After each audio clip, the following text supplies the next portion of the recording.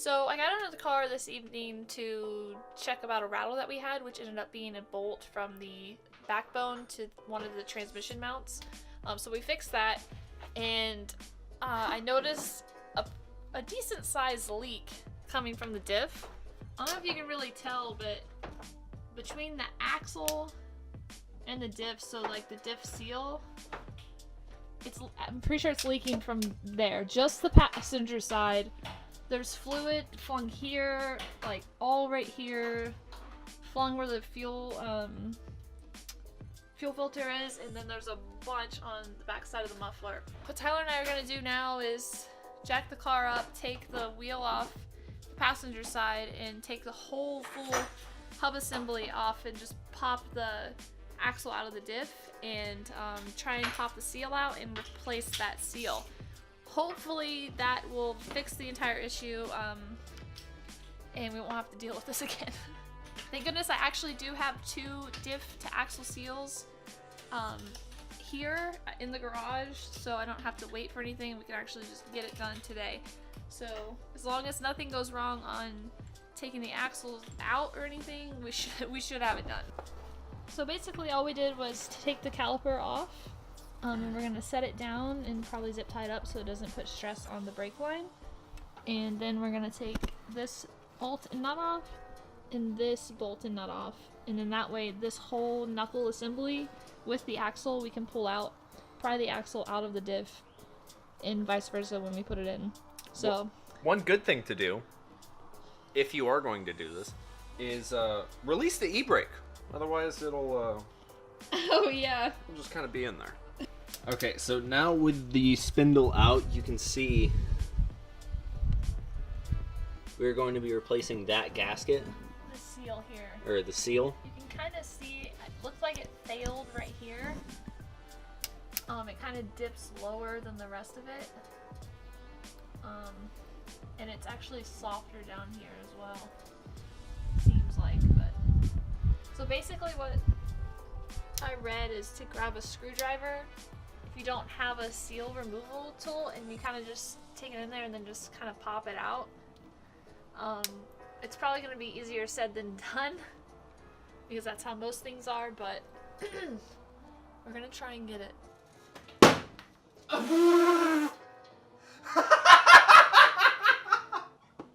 That went fucking flying out of there. Well, we got it out.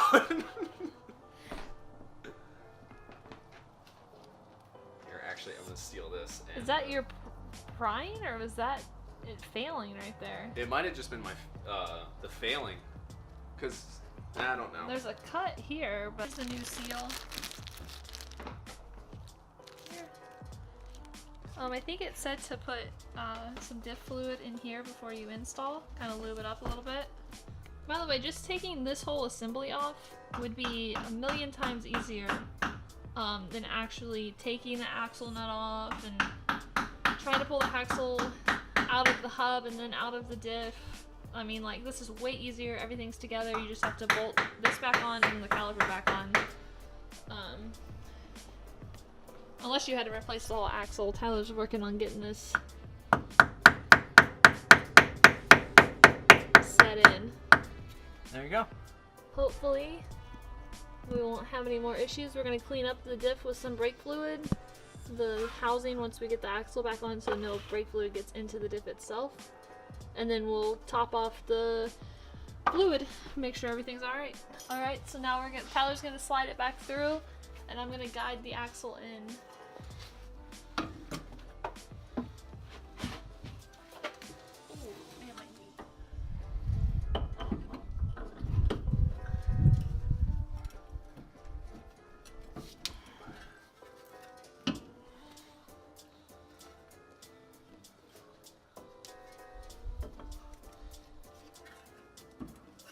Oh yeah, there you go.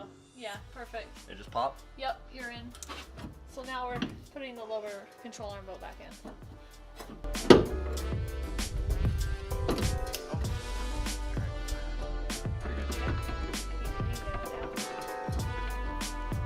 Here, take the bolt out real quick. Take the bolt out real quick. All the way.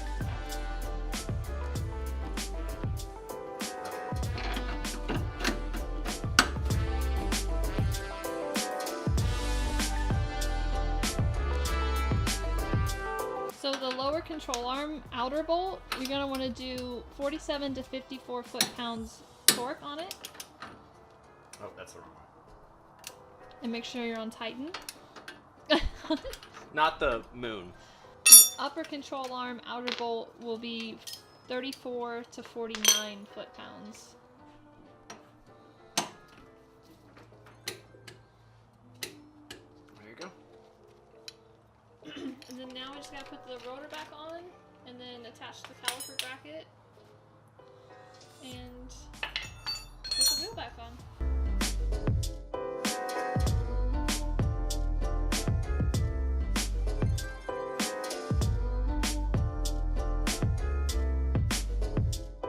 Alright, so we got the diff fluid topped off, got the fill plug torqued down, and hopefully it doesn't leak anymore, fingers crossed, but we'll find out. Just have to get the rear two tires aligned, and then put another 400, I think, on the clutch to break it in, and then we can start doing some rips, and I can show you guys what this thing sounds like.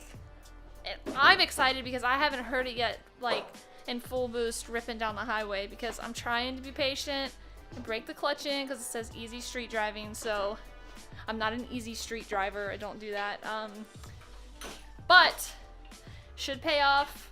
The guys at Ninjuku totally recommend at least 300 break-in, but I'm gonna try and do as close to 500 as I can. Okay, so we're gonna do like the millionth attempt to get this tack working. Let's see what it does. Oh my god. Oh snap, guys!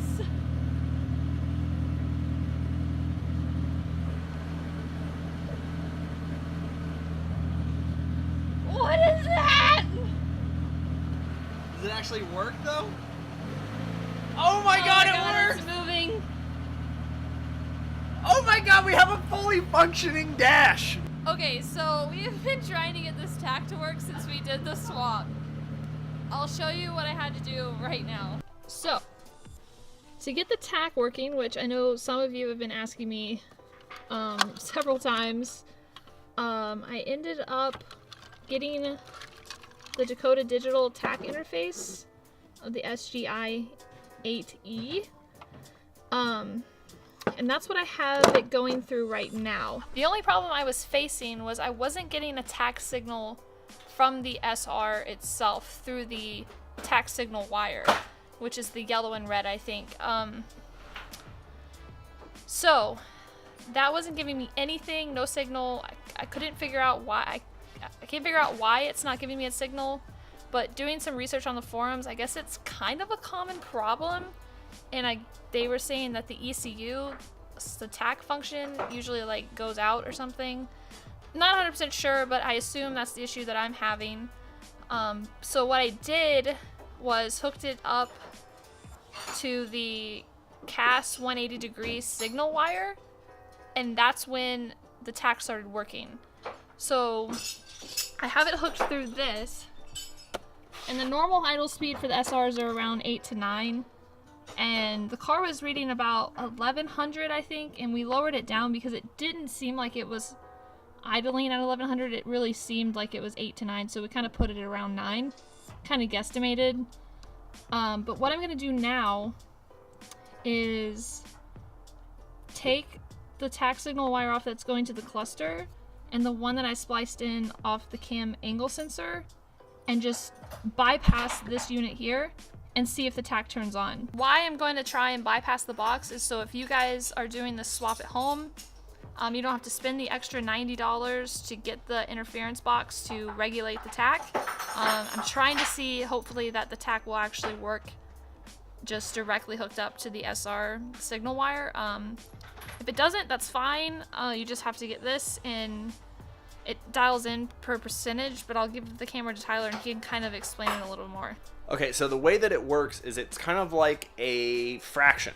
So if your engine is sending 100, let's say, pulses per minute to your cluster, and it's originally used to seeing 80, that interface you can, because you can dial it down, it's actually just putting in a certain percentage to dial it back so that things match up. Okay, so I've got the 2 wires just wire netted for now. I know it's ghetto, but I've got them just hooked up like this for now. The yellow wire is off the CAS signal wire, and then the other wire goes directly to the cluster. So Tyler's gonna start it, and then we're gonna see if it works this way. Here, get in, Ty. Oh, I was just gonna go to the other side. That way you can see. And we're gonna see if it works. And so, okay, you can kill it, babe. So we're not getting any signal to the TAC, which means that the pulses from the SR to the Miata are different. So I'm not really sure which is which. I think I looked it up before, but I don't remember. So we do have to use that TAC interface box, which we've already set up. It's very simple. You just read the directions and it pretty much tells you how to do it. So I'm going to directly run it to that box now. Everything's set up for me, and get this whole mess down here a little bit more organized, and figure out how to put that ECU down there so it doesn't rattle and stuff. So I'm gonna do that now, and super excited on the TAC. I hope you guys are as excited as me, and for anybody that's been trying to get the TAC to work, the OEM TAC to work with the SR, hopefully this helps you out, and hopefully you can get yours to work too. Alright, so I got the ECU and the 2 interfaces shoved back behind the plate, put the plate on, put the carpet down, and I can actually put my trim piece back on.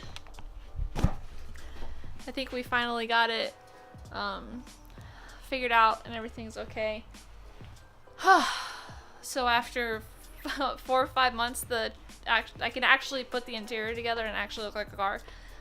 So talking about the ECU, I'm not sure if I mentioned this in another video. We ended up taking out the Miata stock ECU because I don't know what I was thinking previously. I thought that the lights and everything were ran through the ECU, and some of them are, but more for adjusting idle speed.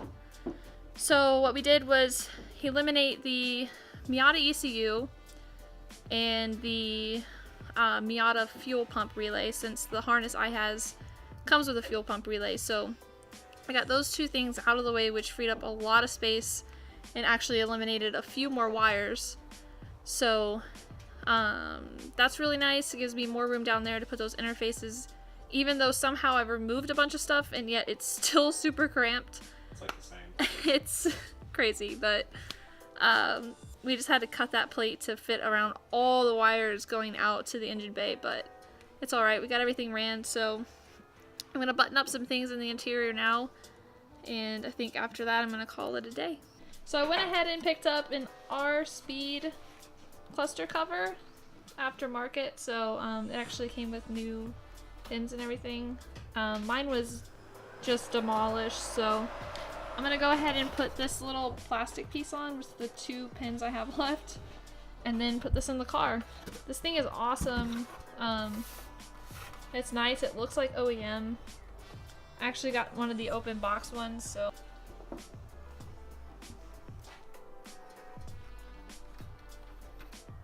Oh, it goes like that. It only goes one way. So I only have 2 of these. But whatever. I don't really remember. Do you think they go like this, babe? Yeah, they go on it like that just to help. Because you'd rather have the outside pressing up against it. That's what I was thinking. So I'll just do the opposite.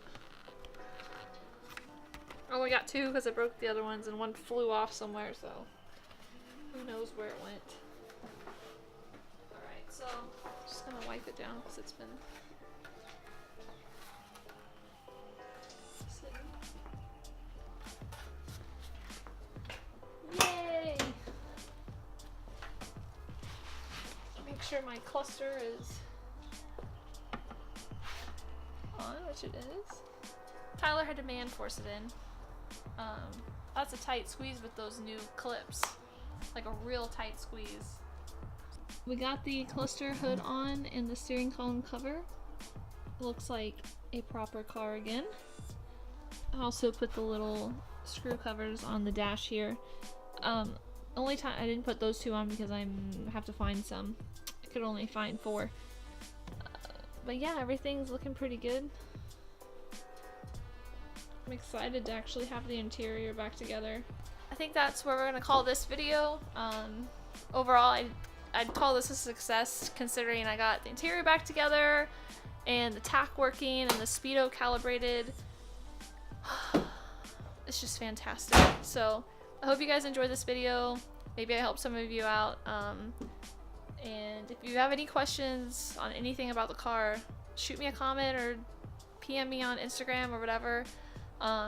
And I'll answer and try and help you as best as possible. And if you do follow me on Instagram, I always give spoilers away on the videos and stuff and, you know, daily things that I'm doing with the car. So, but yeah, I hope you enjoyed the video, guys. Subscribe for more content like this on the car, and I'll see you later.